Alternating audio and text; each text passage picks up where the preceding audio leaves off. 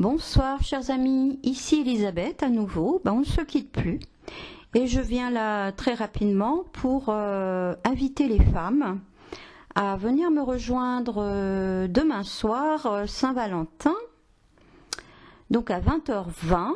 Voilà, j'ai sorti la carte la carte astrale de ce jour-là à 20h20. Parce que j'avais envie de rester, voilà, comme les astres nous l'ont proposé plusieurs fois et je vous en ai parlé pendant 4 heures, ce 20 et ce 20h20, ce 20e degré, enfin voilà, tout.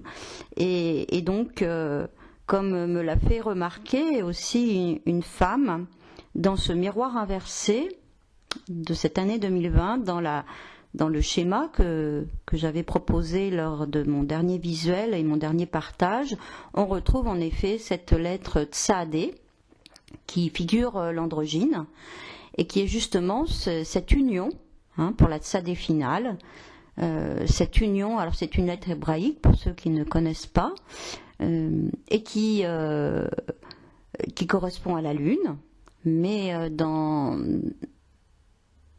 sa... la lune, voilà, ça représente l'âme. L'âme également, elle est utilisée comme miroir du soleil. C'est à travers l'âme qu'on va pouvoir refléter au fur et à mesure, laisser s'ouvrir dans notre féminin et laisser la place de plus en plus à la lumière et pour une femme finalement de devenir solaire. Je rappelle, puisque l'emblème du féminin sacré c'est Marie-Madeleine, elle est fêtée le 22 juillet qui est ce passage entre la lune et le soleil, puisque c'est le moment où la lune dominante en Cancer va passer, enfin l'énergie Cancer va passer au Lion, où le soleil est dit dominant, voilà, maîtrise, voilà, c'est la maîtrise, exactement. Donc voilà, le but d'une femme, enfin le but, en tout cas pour certaines, celles qui ont envie de le vivre, c'est de passer du lunaire au solaire. Ce lunaire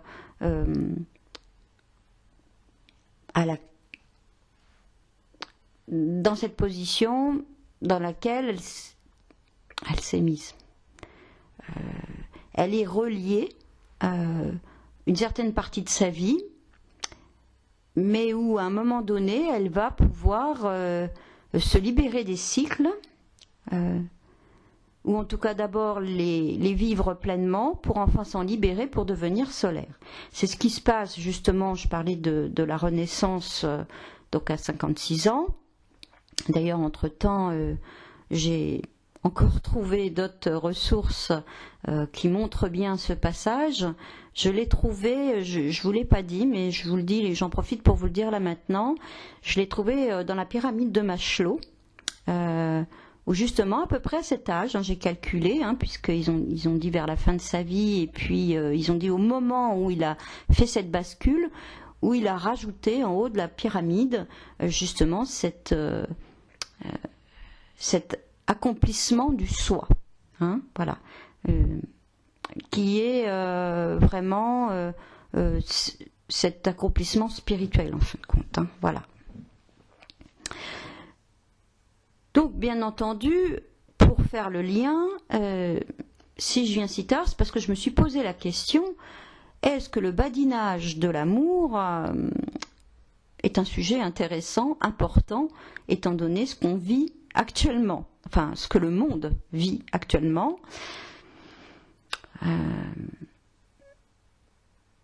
En fait, oui. Alors, bien entendu, j'ai traversé ces doutes, je les ai laissés me traverser et dans un dialogue intérieur, j'ai répondu à ces parties de moi qui dévalorisaient complètement la place de l'amour. Alors, la Saint-Valentin a une place dans notre société, c'est une fête commerciale, mais bon, voilà, elle a aussi une place initiatique, profonde, et c'est celle-ci, voilà, que je vais vous faire vivre pendant ces 2 heures qu'on va passer ensemble demain soir, si vous faites le choix de vous inscrire. Si vous inscrivez, bien sûr, soit vous venez, hein, vous recevrez vos petits liens comme d'habitude, surveillez bien vos spams. Et sinon, voilà, vous recevrez le replay. Si vous m'avez bien laissé votre adresse email et que vous êtes effectivement, vous avez réglé votre prix. Alors je vous dis tout de suite, c'est 20 €, donc voilà, c'est pas la cata. Tout va bien, tout se passe bien, on se détend.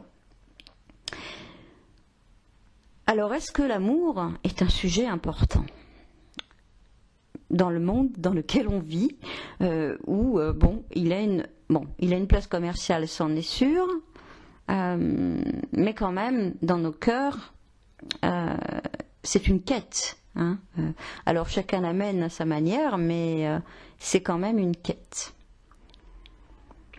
Au fond de chacun et chacune d'entre nous, je pense quelque part. Et donc voilà, je me suis connectée à ces événements en Chine. Et justement, voilà, pour avoir fait, allez, on va dire à peu près 2 ans d'études en médecine chinoise, je me suis dit, mais où est cette sagesse millénaire, hein, de plus de 5000 ans de la médecine chinoise? Où est cette sagesse du Tao, de Lao Tzu, et les enseignements, voilà, qu'on peut en tirer pour justement faire face à cette maladie, qui ne sont pas du tout appliquées, puisque voilà, hein, bon, je ne veux pas rentrer dans le débat, mais voilà, on confine, on empile les gens tous ensemble, et puis voilà, il n'y a pas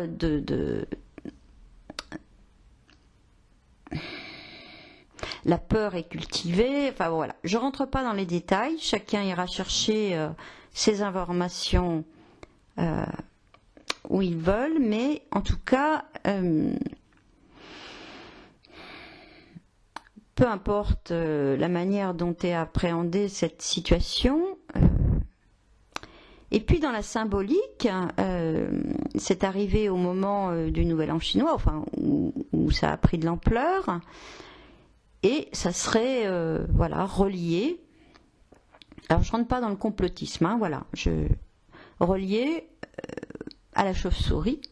Alors c'est amusant puisque ce dont on va parler demain soir, c'est justement des ailes, hein, des ailes de l'amour, qui dans le tarot, comme moi je le pratique, hein, donc c'est-à-dire de manière alchimique et initiatique, les ailes apparaissent 3 fois. Hein, ça marche toujours par 3, sinon c'est pas marrant. Donc la première fois dans les amoureux, hein, l'amoureux, ben, moi je dis les amoureux, puisque voilà, dans le tarot alchimique, des alchimistes, c'est les amoureux, ou même l'amoureux, hein, apparaissent, mais là les ailes ne sont pas encore incorporées, puisque ce sont des ailes qui sont encore éthérées sous la forme de Cupidon, qui vont aller voilà, s'implanter dans le cœur sous forme d'une blessure. Alors, tout dépend si la flèche est d'or ou de plomb, hein, voilà. Voilà, vous connaissez peut-être voilà, cette légende, mais en tout cas, c'est là que va débuter cette fameuse quête initiatique. Et puis ensuite, les ailes apparaissent. Et là, je vous ai mis voilà, une iconographie, hein, qui correspond au verso. Apparaissent le 14, hein, enfin dans l'arcane 14, hein, qu'on appelle aussi la Vierge ailée, qui ouvre l'œuvre alchimique. Hein, puisque derrière, on va avoir tous les astres. Hein, les luminaires, exactement. Quelle est cette voix qui donne des ailes? Quelles sont ces ailes que l'on pourra du coup incorporer? Et puis les ailes qui viennent tout de suite derrière sont les ailes de chauve-souris, hein, les ailes de la nuit. Il y a les ailes du jour et les ailes de la nuit. Et je vous ai mis un petit temps justement qui a une aile sombre. Alors il y a un archange qui a cette particularité d'avoir une aile sombre et une aile claire. Hein, mais je n'ai pas retrouvé son nom. Voilà, mais peu importe. En tout cas, à l'intérieur de nous, c'est vraiment ça. Voilà, le diable a des ailes de chauve-souris. C'est les ailes de la nuit. Voilà. Bon, j'en dis pas plus, mais au niveau de la symbolique, c'est l'année du rat. Et une chauve-souris, c'est un rat qui a des ailes. Les ailes de la nuit. Alors, elle a certainement quelque chose à nous apprendre. Certainement même. Vraiment. Et éventuellement, quand, voilà, pour certaines iconographies, l'arcane du monde, bien sûr, il y a le Verseau qui a des ailes, tout autour de son auréole, mais théoriquement, le Taureau est aussi ailé, le Scorpion est devenu un aigle, la transcendance, et puis le Lion est aussi ailé. Alors, qu'est-ce que c'est que ces ailes? Et c'est là-dessus que je suis partie. Alors, je me suis amusée, je vous ai mis 2 petites images en bas. Voilà, j'ai pas pu me retenir.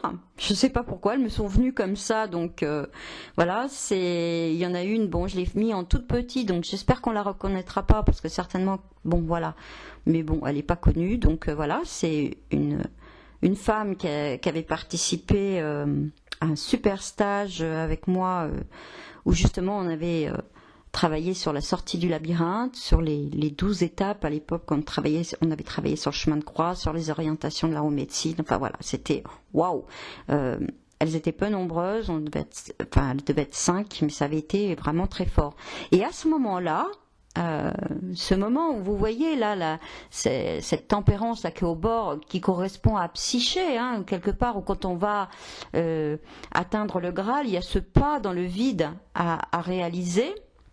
Vous voyez cette femme sur le bord de la falaise, comme Psyché l'était aussi également, notre âme, si vous préférez, où elle va faire ce saut. Et donc on travaillait là le saut de la foi.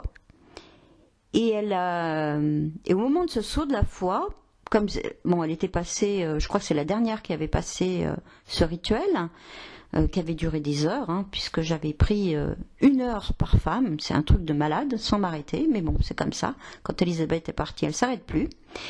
Et elle avait mis, donc, comme c'était la fin de soirée, elle avait mis un châle sur ses épaules. Et au moment où elle fait ce saut, on a vraiment l'impression qu'elle s'envole. Et ça avait été un stage assez fort, puisqu'il était bourré de synchronicité. Et au moment où elle fait ça, elle était accompagnée dans son vol, dans son saut de l'ange, par des chauves-souris. Étonnant. Les ailes du jour et de la nuit qui se déployaient en même temps. C'était vraiment très fort. Donc j'ai ressorti cette photo, parce que c'est vraiment voilà, ce qui m'est venu. Et puis en bas, voilà, c'est Elisabeth qui, justement, pour la même femme qui avait un problème de mal de dos, où voilà, on avait beaucoup ri, puisque je faisais l'équilibre et la balance. Et finalement, sur cette photo, on a l'impression que, voilà, je n'ai pas encore déployé mes ailes, mais ça ressemble un petit peu aux petites ailes. Alors, l'amour donne des ailes, cette expression. Et il y a un très beau film qui s'appelle Les ailes du désir. Donc, en fin de compte, le 14 février, voilà, il se passe quelque chose, il y a un passage, et voilà, j'ai envie de vous raconter des histoires pour vous reconnecter à ce passage. Alors, bien sûr, on va parler je vais vous raconter des histoires, je vais reprendre le mythe d'Eros et de Psyché, que j'avais vu il y a 4 ans, mais depuis, voilà, on va parler de ce ravissement, alors on parle beaucoup en ce moment d'ascension. Voilà. Mais comprendre qu'est-ce que c'est que cette ascension, comment elle se produit, puisque vous voyez bien Psyché, là, qui est enlevée dans les airs par Eros.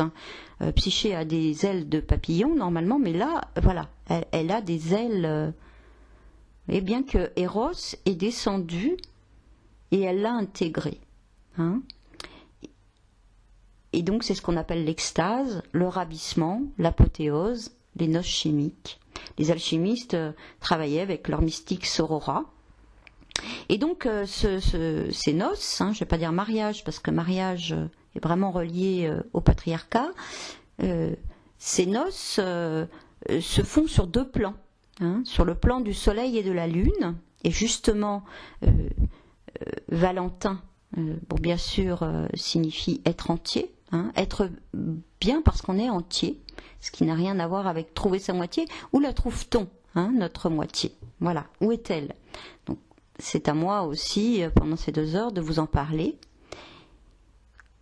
pour vous donner des pistes, à travers des références, masdéennes et autres, mystiques, peu importe, et aussi cette célébration qui correspond au tantra ou au Tao occidental qu'on appelle la fine amor, qui travaille justement, qui ressemble beaucoup au chemin des flammes jumelles. Alors les flammes jumelles, j'en parlerai aussi, mais pour moi, l'autre ne détient pas un bout de notre âme, mais comme dans le masdéisme, il va en effet, soit on a un problème et on lui a donné un bout de notre âme et on va peut-être le récupérer, mais il va devenir comme un réceptacle dans lequel notre complément divin intérieur va pouvoir luire, et qu'on va pouvoir ainsi, grâce à un travail intérieur, grâce à une initiation amoureuse qui ressemble beaucoup aux 7 demeures de Thérèse d'Avila ou aux étapes de Psyché sur le chemin de l'initiation amoureuse jusqu'à ces fameuses noces. Alors justement, c'est cette extase qu'on utilise, le mot qu'on utilise, c'est extase, ça veut dire transport spirituel, comme le ravissement. Mais le ravissement, c'est le même mot pour le rapt, l'enlèvement. Voilà. Donc à un moment donné, Psyché et Perséphone se rejoignent, et l'une a été enlevée de force. Il va vivre un chemin de transformation, elle va détenir quelque chose qu'elle va donner à Psyché, que Vénus n'a pas. Et Psyché va vivre elle aussi un ravissement, mais voilà, tout a toujours double face. Alors pour moi, pour l'avoir vécu, du coup, j'ai envie de le partager, mais à travers des histoires, parce que, bien sûr, mon chemin, alors on va démarrer comme on l'avait fait il y a 4 ans, puisque il y a 4 ans, j'avais déjà abordé ça, mais d'une manière plus psychologique. Depuis, j'ai d'autres références qui vont pouvoir, j'espère, rendre ce voyage symbolique, poétique, initiatique, alchimique. On va travailler sur les arcanes du tarot, les 7 premières arcanes qui nous expliquent justement tout ça, puisque les 7 premières arcanes nous parlent de couple, nous parlent justement de cette dualité du couple temporel empereur-impératrice ou roi-reine et du couple divin,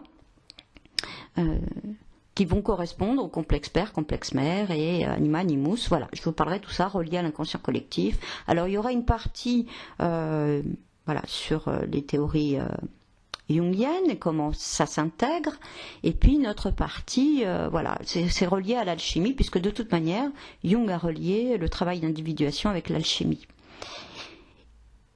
Et parallèlement, on le voit dans les amoureux alchimiques, vous voyez bien qu'il y a le roi et la reine, et dessous il y a la lune et le soleil. Et la lune et le soleil, voilà, je vous parlerai de leur naissance, en tout cas de leur jeunesse, et ils sont nés d'une louve. Et justement, je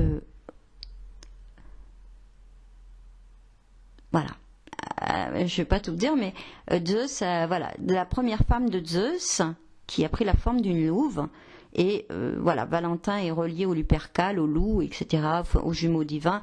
Bon, je vous ferai tout l'historique, parce que tout ça est un voyage. Et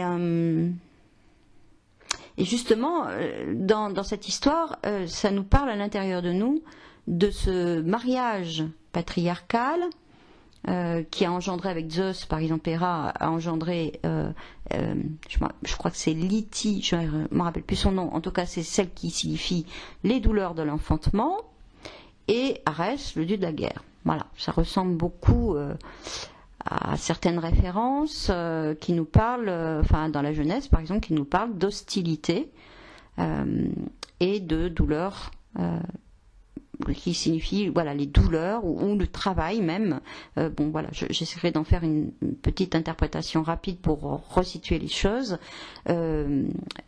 Cette union va nécessiter en effet un cheminement, un travail qui peut, et vous le savez tous, on le dit, l'amour fait souffrir. Mais voilà, jusqu'à certains points. Après, il y a des étapes à passer. Après, on ne souffre plus, puisque ce qui fait souffrir, en fin de compte, c'est justement cette distance et cette projection qu'il y a entre nous et cette moitié qu'on croit être à l'extérieur alors qu'elle est à l'intérieur. Voilà. Alors bien sûr, je vous ai mis des ailes un peu partout. Je les commenterai pendant notre entrevue. Il y a vraiment cette notion.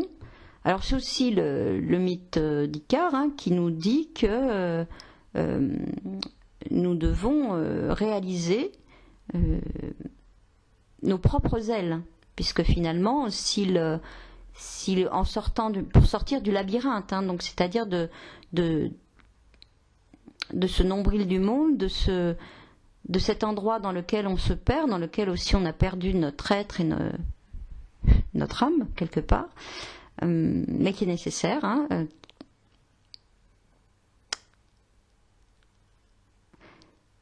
Icare va devoir construire des ailes sans cire, puisque sincères. Et s'il prend les ailes du Père, c'est-à-dire les ailes qu'on nous colle, donc avec de la cire, qui ne sont pas les siennes, propres, dans un équilibre parfait, puisqu'il va aller trop près du soleil, pouf, elles vont tomber et il va plonger. Donc, ce mythe de la transcendance, qui sont les aigles, les ailes de l'aigle que l'on retrouve sur l'empereur et l'impératrice, comment vivre cette transcendance, comment déployer nos ailes.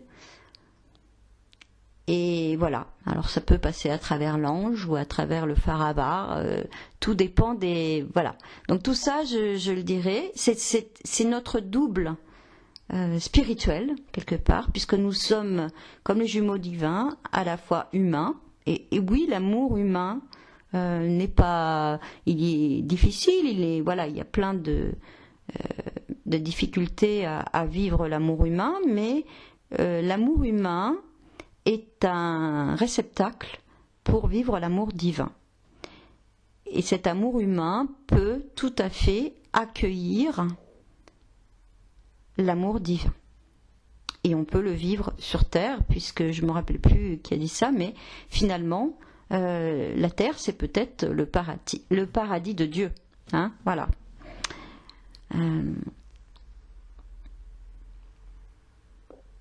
Voilà ce que j'ai à vous raconter. Bon, j'ai plein d'autres choses à dire, mais je le dirai à ce moment-là. Je ne sais même plus ce que je vous ai raconté, puisque je suis partie, ça fait 23 minutes. Donc, je vous invite à me rejoindre pour vivre avec moi cet événement. Je vais, par écrit, je vais vous mettre un petit peu quand même les lignées de ce qu'on va aborder. En tout cas, ce qui m'est venu, et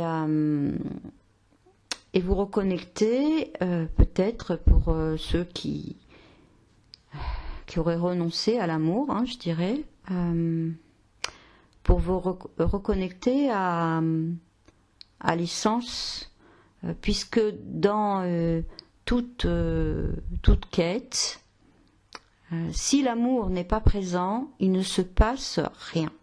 Voilà. Il ne se passe rien où ça va se faire. Vous savez, dans ma voix, moi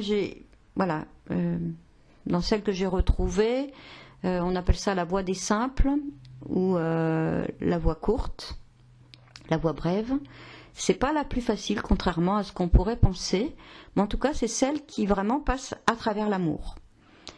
Et d'autres voix par exemple, utiliser plus voilà, la matière, des techniques.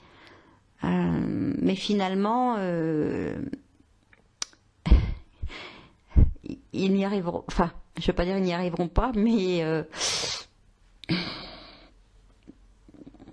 voilà.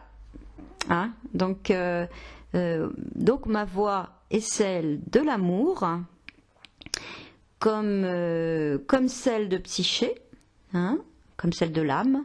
L'amour, c'est l'âme en or. C'est de faire en sorte que notre âme soit pleine et entière et qu'elle puisse déployer ses ailes pour refléter le soi avec une majuscule et pour une femme devenir solaire en ayant intégré son masculin divin, sa partie complémentaire. Et tout ça, c'est un chemin. Et justement, ben voilà, à l'époque, quand je l'ai partagé il y a 4 ans, j'en étais encore dans le complexe père. Hein. Bon, ça va vous paraître chinois, mais je l'expliquerai avec des schémas à ceux qui viennent.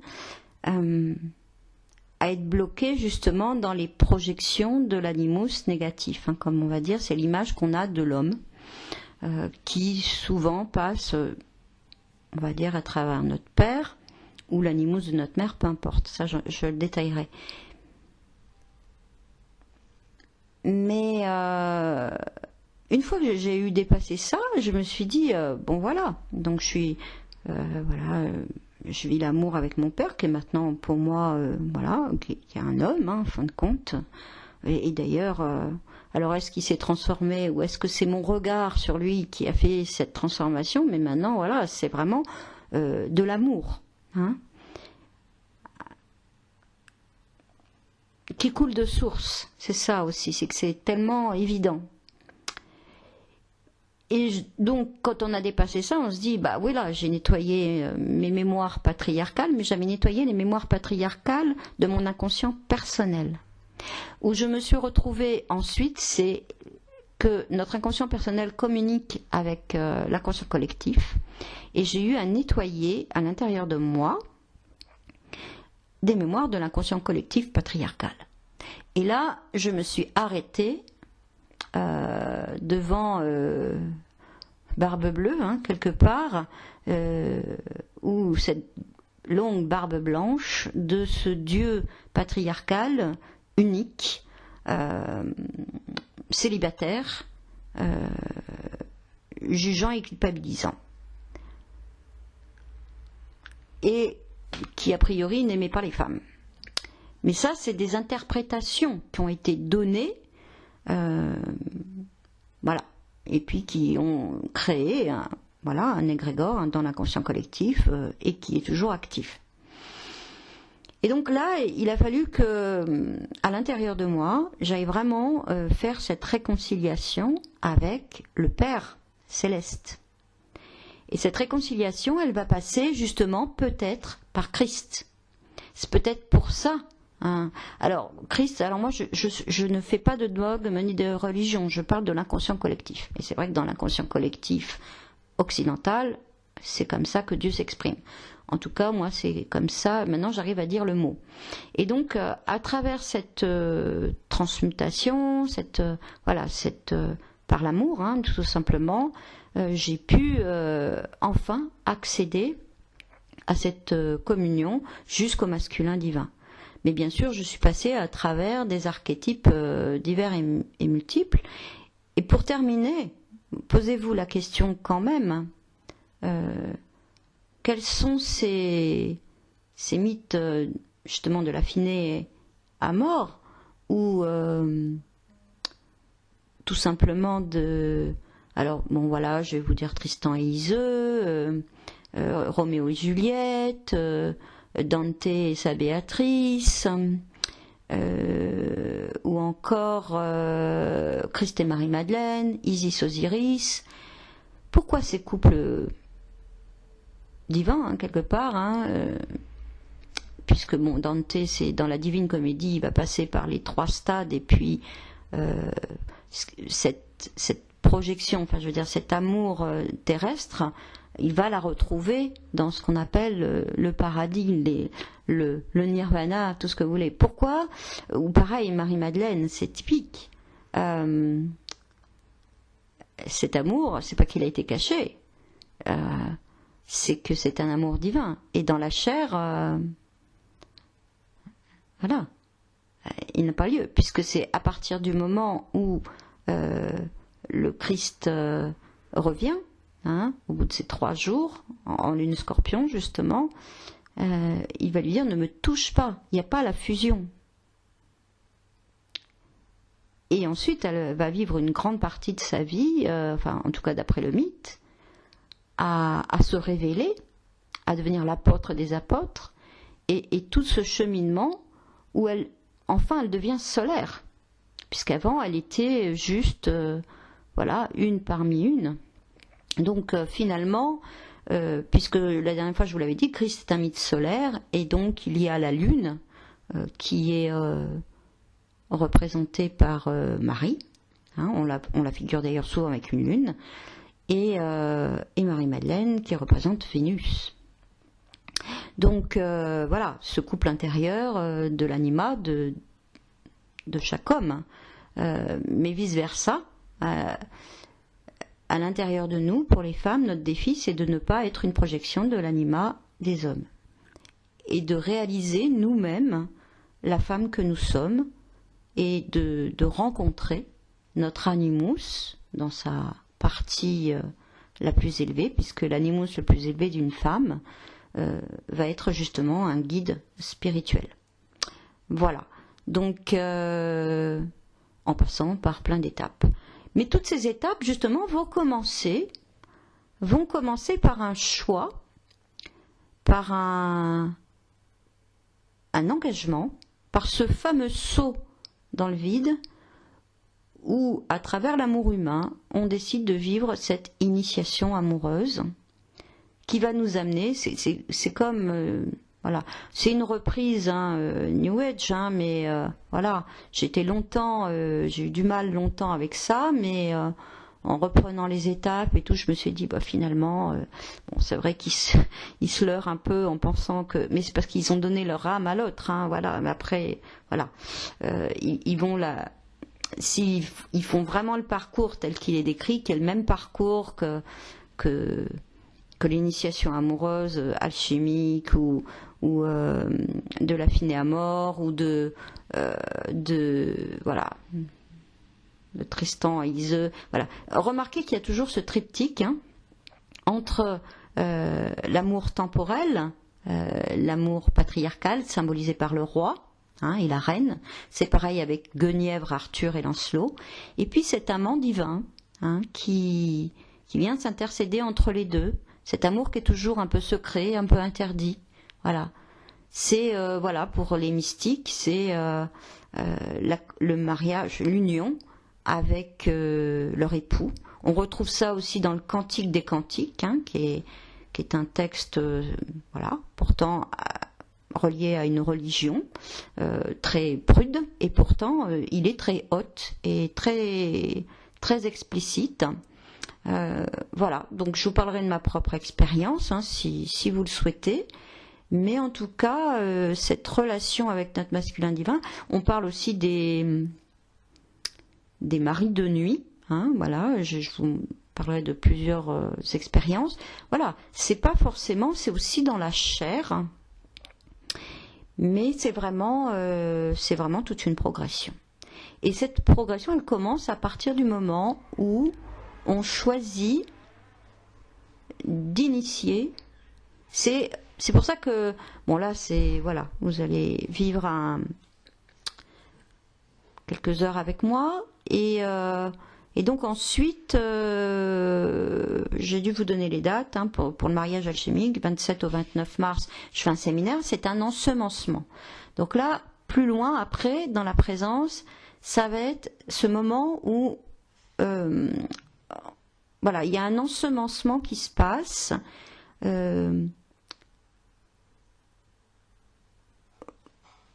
cette quête qui va démarrer, où on va vivre cette initiation amoureuse en conscience. L'avantage, puisque moi je suis arrivée, peut-être pas au bout, mais en tout cas, vu ce que j'ai vécu et que voilà, je vis à l'intérieur de moi, c'est seulement maintenant où je comprends le mariage de Psyché, enfin le second, parce qu'il y a toujours deux mariages, le temporel et le spirituel.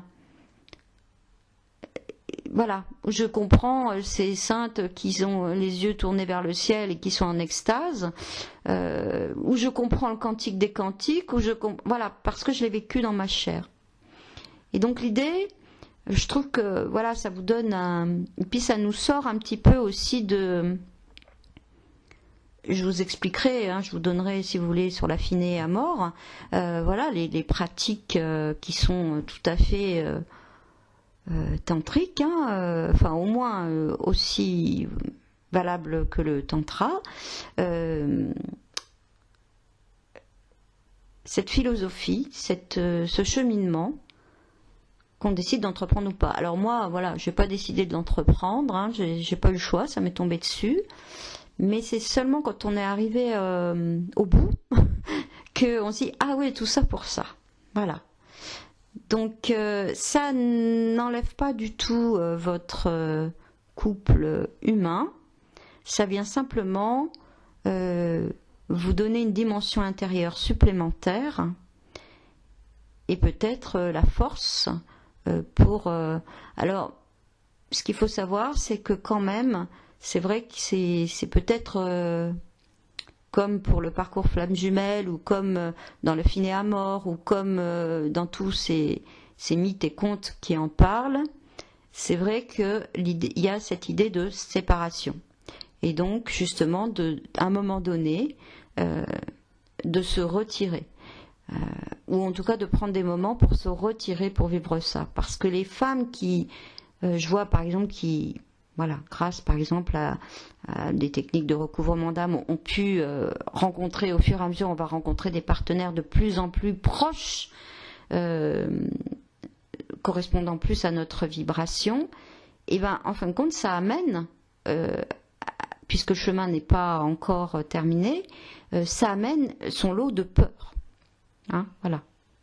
Et finalement, plus l'homme humain qu'on va rencontrer est formidable, et en même temps tout est démultiplié à la fois, et j'écoutais récemment une femme qui pourtant voilà, est très très très avancée, voilà, ça vient avec la même vibration aussi élevée de peur, puisque plus on se rapproche et plus il y a des choses à transmuter, voilà. Bon, 38 minutes, je ne sais pas si je laisserai ça comme une invitation, parce que c'est beaucoup trop long.